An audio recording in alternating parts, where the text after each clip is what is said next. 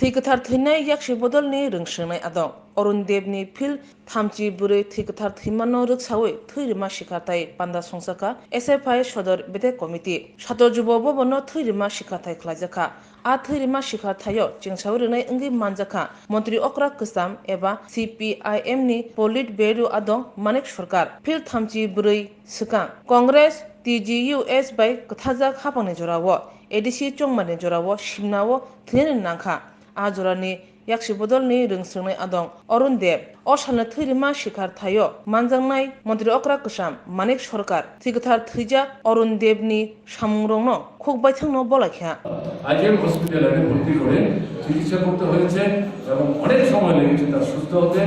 পরবর্তী সময় সে কলেজ পর্যন্ত পড়া শেষ করতে পেরেছেন কিনা আমার জানা নেই।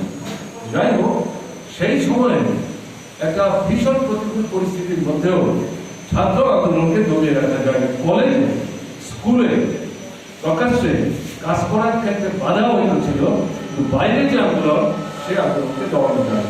আমি আবেদন করব বর্তমানে ছাত্র ফেডারেশন এবং ট্রাইবাল স্টুডেন্টস ইউনিয়নের যে নেতৃত্ব আপনারা উদ্যোগ গ্রহণ করুন। অন্যান্য যে সমস্ত ছাত্র সংগঠন আছে যদি সম্ভব হয় তাদের সাথে কথা বলুন।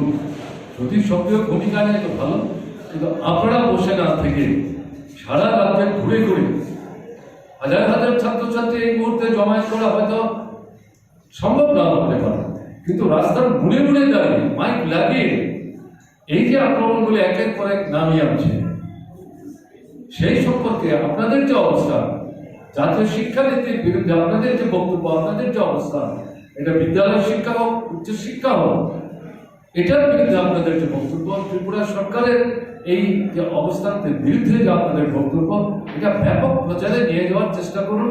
এই আন্দোলনটা কিন্তু শুধু ছাত্রদের আন্দোলন না, ছাত্র, অভিভাবক, শিক্ষানুরাগী সমস্ত অংশের মানুষের আন্দোলন।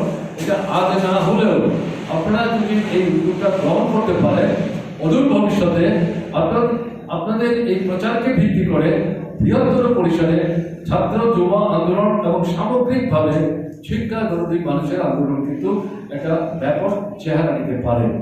এই আন্দোলনগুলির মধ্য দিয়েই অরুণদেবদের মতো যারা শহীদের মৃত্যু বরণের মধ্য দিয়ে ত্রিপুরার শিক্ষা, সংস্কৃতি, গণতন্ত্র, সার্বিক উন্নতির জন্য লড়াই করতে গিয়ে যে জীবনদান করে গেছে, তাদের প্রতি যথার্থ শ্রদ্ধা কিন্তু প্রদর্শন করা সম্ভব হবে।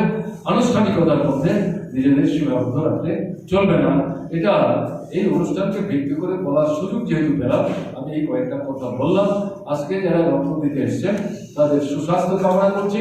তাদের কাছে আবেদন করবো বারবার তারা যাতে আহ্বানে সাড়া দিয়ে এই ধরনের অনুষ্ঠানে না হলে হাসপাতালে গিয়ে হলে রক্ত দিয়ে যাদের রক্ত প্রয়োজন তাদেরকে বেঁচে উঠতে, সুস্থ হতে সাহায্য করতে পারেন। সেই ভূমিকা থেকে নিজেকে ক্ষান্ত রাখবে না। এই দায়িত্ব দৈনন্দিন লড়াই সংগ্রামের ময়দানে যে ভূমিকা গ্রহণ করছেন তার থেকে আলাদা না। তাকে গুরুত্ব দিয়ে এই ভূমিকা পালন করবেন, এই বিশ্বাস নিয়ে